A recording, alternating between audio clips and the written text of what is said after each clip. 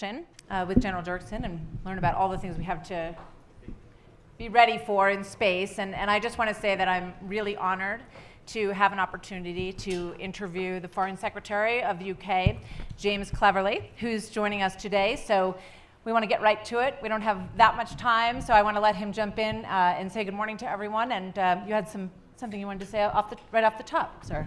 Yeah, thank you, and thank you all for joining. Thank you all for joining us this morning. It's a genuine pleasure to be here as the UK's Foreign Secretary. As you've heard, I've got a rather long and sprawling job title, but I am the equivalent of your Secretary of State, Foreign Minister. And I also, when it comes to the full spectrum of the work that you're discussing here at this gathering, I'm also responsible for our intelligence services, both HUMINT and SIGINT intelligence services as well. And so my remit covers foreign policy, it covers intelligence, and obviously there are a number of issues which are at the forefront of my mind. As you've just heard, I've recently come back from the NATO summit in Vilnius. I went from there to the ASEAN summit in Jakarta. So I've been spending the last week thinking about the situation in Ukraine, Russia's brutal invasion of Ukraine. I'd like to put on record the UK's huge gratitude for the role that the United States of America has played supporting the Ukrainians in their self-defense. And the point I've made over and over again is it's not just about Ukraine. This is about all of us. And the reason this is so very, very important is because what is at stake is not just the geography and the territorial integrity of Ukraine, but the UN Charter, the message that we send to the world about the West's resolve and our willingness to defend our principles and those things that underpin freedom and democracy and the rule of law. And then, of course, over in ASEAN, I was thinking very much about the nature of the relationship between the UK and South Asian countries and China and our friends and partners in the region. And of course, I'm reminded, having come this far west, I know I've not quite hit the West Coast yet, but I'm reminded that the United States of America is, of course, a Pacific country as well as an Atlantic country. So a lot of these things we've been working on. I very much value the relationship that I have with my US counterparts. We work very, very closely. And I like to make sure that I'm bringing value to the relationship, and that's maybe one of the things that we can discuss whilst we're talking. Thank you. Great. I'd love to start with Ukraine. As you mentioned, an interesting piece this morning that quoted your head of MI6, Richard Moore. He says that there are, quote, deep fractures in the elite circle around Putin, and that the Prigozhin coup attempt was deeply humiliating to Putin, and yet Putin lets him roam free right now. So what's your assessment of that situation? So Richard is the head of MI6, our intelligence agency, and I speak with him very regularly on these issues. And of course, if we cast our minds back to the start of this conflict and the messaging that Putin was trying to put out, that the Russians were uniquely resilient, that they had the real grit and the determination, and the decadent, fickle West would ultimately lose interest and lose resolve. And yet what we're seeing is the first cracks are appearing on the Russian side rather than on our side. And it doesn't matter how Putin tries to spin it, an attempted coup is never a good look. And so, yeah, what we are seeing is it's the Russian people that are increasingly frustrated with Putin. We are seeing this exodus of bright, talented, thoughtful young Russians, entrepreneurs, technologists, business people. They are leaving Russia in their droves. I think Richard also made the point that that will have intelligence implications. There are Russians who now realize that Putin is doing more damage to Russia than he is to anywhere else, notwithstanding the terrible headlines that we're seeing about missile strikes overnight.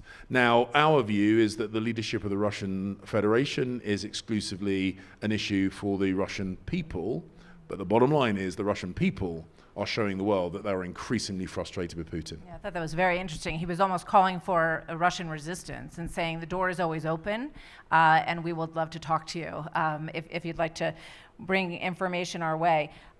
You made a strong speech at the UN and said to Putin that the war must end now and that his troops must leave. But many who observe what's going on the front lines in Ukraine say that really the lines have not moved much at all since November, that he took about 17% of the country in the initial push and the weeks that followed, and that he still has 17% of the country. So in your assessment, is the war at a stalemate right now? Be under no illusion, Russia is losing. Ukraine is winning.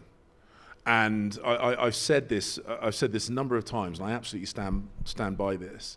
We have got to remember that this is not a film. This is not an action movie. In films, it's really, really simple. In the first act, the aggressor swarms across the border and the plucky Ukrainians defend themselves against the odds. In the second act of the film, there's this diplomatic effort, an international coalition of support. We give arms, equipment, and training to the Ukrainians. And then the third act, they get this decisive breakthrough. They get to the Azov coast or the Black Sea coast, and the credits roll. And the leading actors kiss, and we wait for Oscar night. It doesn't work like that in the real world. In the real world, the Russian forces have spent the winter digging in. They've riddled the south and the southeast of Ukraine with minefields, with trench systems, with physical barricades.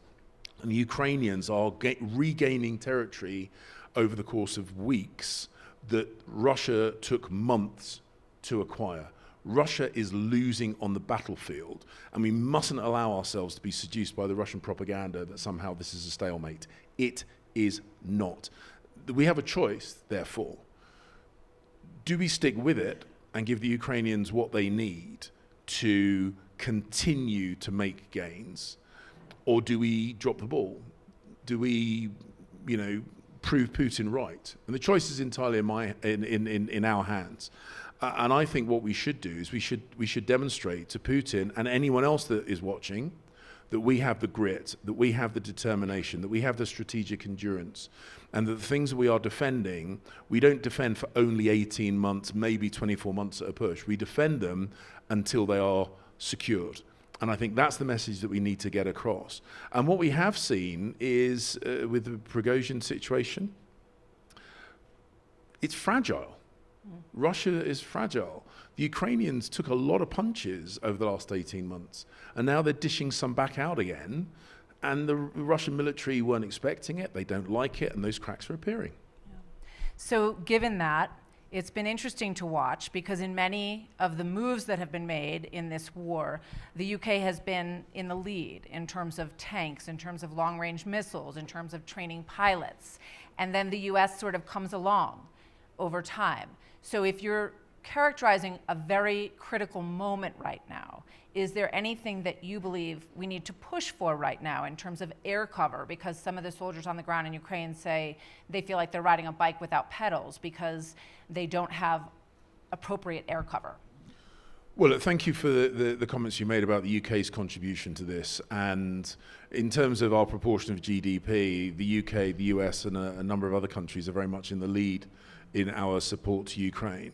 But I think we should, we got to recognize the fact that the United States of America has been the key military supporter of the Ukrainians, and I'm incredibly grateful. I speak to the Ukrainian government, both President Zelensky himself, but more regularly Dmytro Kuleba, my Ukrainian opposite number, and there is a huge amount of gratitude for the amount of support that the US has been given.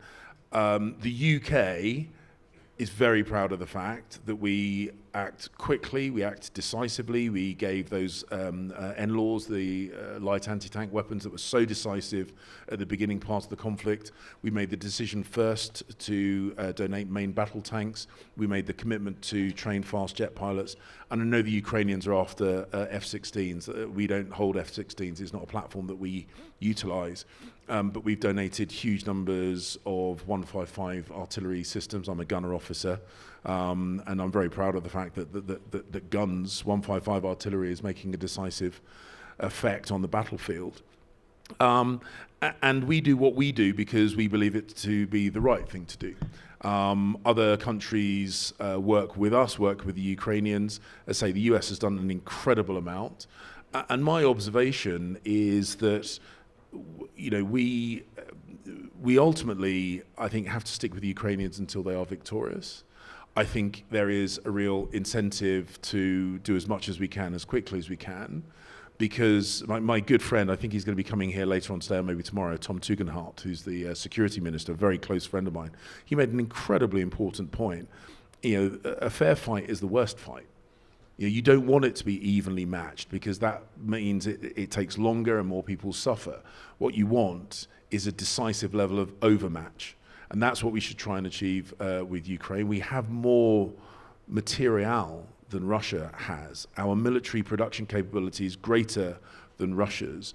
We have an international coalition that is supporting Ukraine. Russia is finding itself increasingly isolated on the world stage, having to rely on Iran for military equipment. And therefore, it is in our gift to overmatch or help the Ukrainians overmatch the Russians. And I think we should look very seriously at how we do that.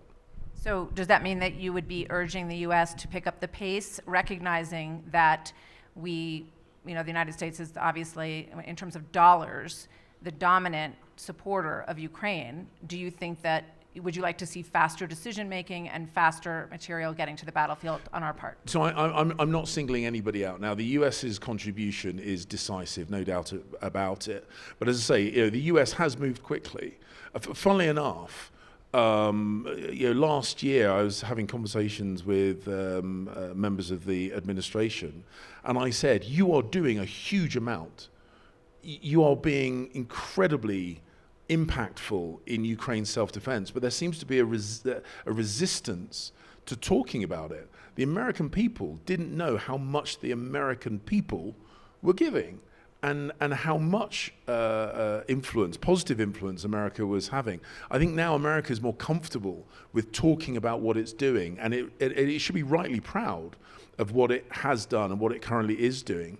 And I'm saying that we all of us, have got to stick with it and have got to keep supporting the Ukrainians in their self-defense. If I single the USA out at all, I single it out because it has done so much. I single it out for praise rather than criticism. The point is we have all got to continue. We've all got to stick with it. And we've all got to demonstrate that grit and determination. One last question on Ukraine, because I want to talk to you quickly about AI in China as well. But with regard to the different barriers that we have seen fall in terms of, well, we would never commit tanks, we would never commit long-range missiles, we would never commit something that would take out, where the missiles are coming from on the Russian side. We have now the president sent 3,000 troops to Europe, U.S. troops to Europe as sort of, a backstop. Do you think we will ever see a day when U.S. or U.K. troops are on the ground in Ukraine? Well, I hope not. I don't expect so. I genuinely don't expect so. But I do think we need to make it absolutely clear. And this was a conversation that my good friend Tobias Billström, who is the Swedish Foreign Minister, something he said when I was over in Sweden not so long ago, which really struck me. He said one of the reasons why Sweden was so determined to join NATO after decades of neutrality is, he said, at the start of this conflict, the Swedish people recognized something, that NATO supports its friends, but NATO defends its allies. And that subtle but significant difference was really, really key. That is why Sweden so determined to become an ally. And what the US have done with regard to that forward positioning of troops, what the UK has done in Estonia, where we have troops only a few miles from the Russian border, helping to support the Baltic flank, is that we make it very clear that we are supporting Ukraine in Ukraine's self-defense, but we are absolutely ready to defend our NATO allies. That's a different relationship, a significant and important difference. NATO is the cornerstone of the Euro-Atlantic defense structure. We defend our allies, and we do so robustly, but we continue to support our friends. Okay, so we've talked a lot about sort of conventional warfare, but one of the things that you brought up at the UN this week was AI and the role that it could play. You said its speed and scale and spread of disinformation is potentially hugely harmful for democracies all around the globe, and that it can aid in the reckless quest for weapons of mass destruction by state actors and non-state actors. Tell us your thoughts on what we need to know about this. Well, AI is evolving at such a huge pace, and I know it was touched on. I heard some conversations about it in the previous session. And what we learn from technological advances is that they amplify and they accelerate. It's not that AI creates fundamentally new challenges or presents fundamentally new opportunities, but it accelerates and amplifies. Now that can be turned, and I have no doubt that it will be turned to good. I think AI's ability to assist research, whether that be in disease alleviation, whether that be in health more broadly, whether that be in environmental protections or climate change or whatever. There's a load of areas where just the volume and speed with which AI can help us think and decide and research, I think is absolutely key. But we also have to realize that research is a completely neutral activity, and research can be utilized for good, but research can also be utilized for malign activity as well. What we need to do is we need to recognize that. That's why I chaired the first ever UN Security Council discussion and debate on AI. We had speakers from all over the world, and my Prime Minister recognised that if we are going to successfully harness the benefits, we have to successfully mitigate and limit the disbenefits, and we are going to have to do that internationally and collaboratively. That's why we've initiated the conversation at the UN Security Council. That's why we're hosting the AI Security Summit in the UK in the autumn. That's the fall for you lot. I just want to make sure we're not on crossed wires on that. So we'll be hosting that, but we recognise. So the UK, we've always been at the forefront of technology. Alan Turing was a Brit. Obviously, the internet, the World Wide Web was a British invention. Not Al Gore. No. So look, we have a part to play, but none of us in the UK pretend that we're going to do this on our own. We're not attempting to do this on our own. We're going to use our convening power, the clustering of really, really clever, bright thinkers in the UK, and that we can bring to the UK to help thrash out how we make the most of the positives and protect ourselves from the potential negatives. One question I want to go back to on NATO, because in the U.S. there's a lot of criticism actually of who's putting in their 2%. And I think as we look towards the election, we see growing sentiment about questions about how much money is being spent on the war. I think the numbers say that the majority of Americans still support the war, but the numbers have come down a little bit. And I think it will be a major discussion in the presidential election cycle. So do you think there needs to be a firmer message to Germany, to Italy, to the other countries in Europe that are right on the border of this whole thing, that they must do their 2% commitment that they made?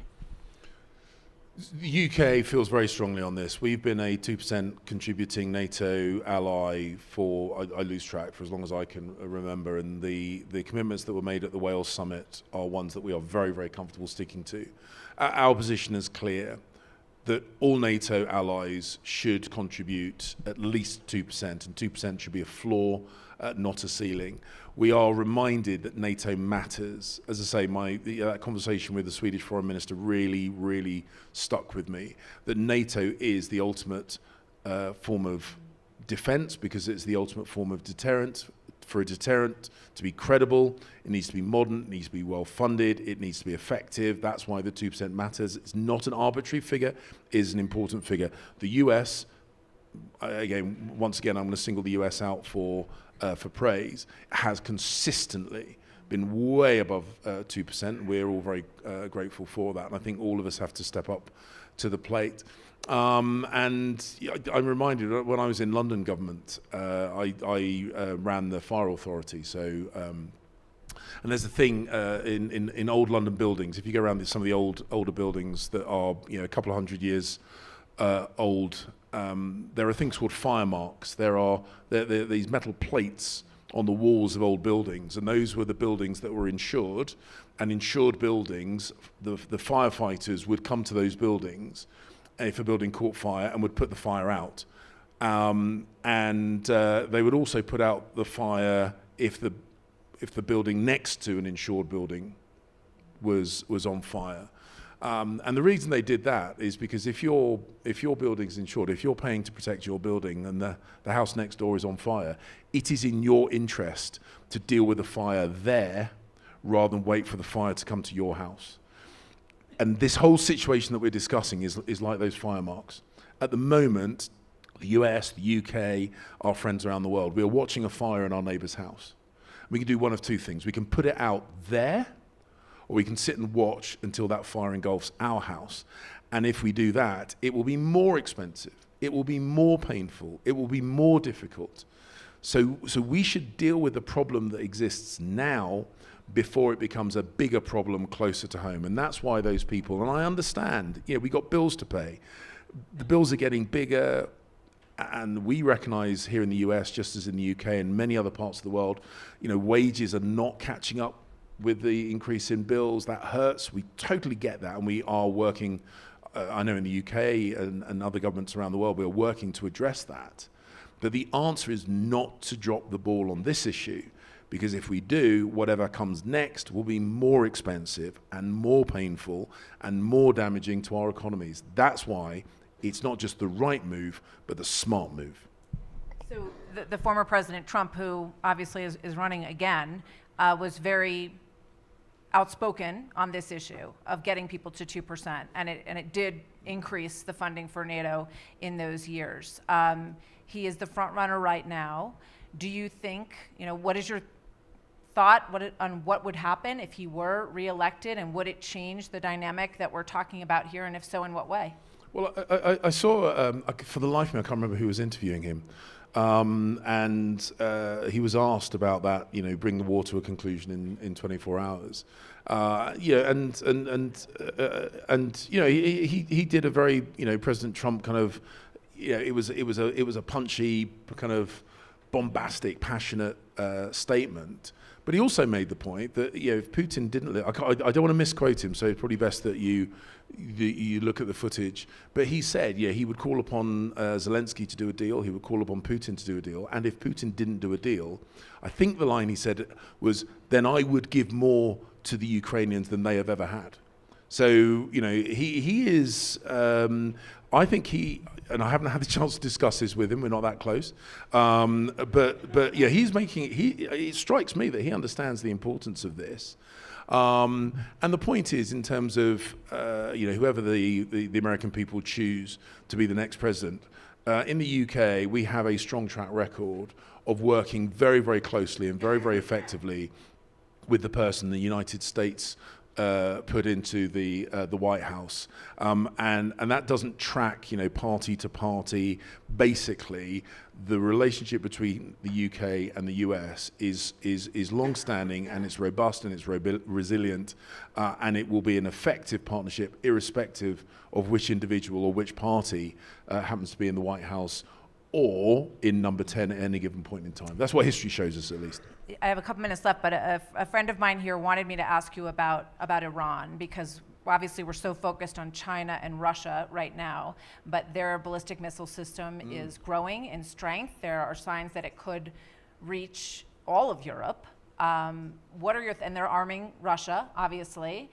What can Europe do, and what can the UK do in the neighborhood to be more forceful to keep Iran in check? And why isn't it happening? Well, so I can really only legitimately speak on behalf of the UK. In the UK, we have remained absolutely robust in our decision to work with our friends in the region to ensure that we never see nuclear-armed Iran.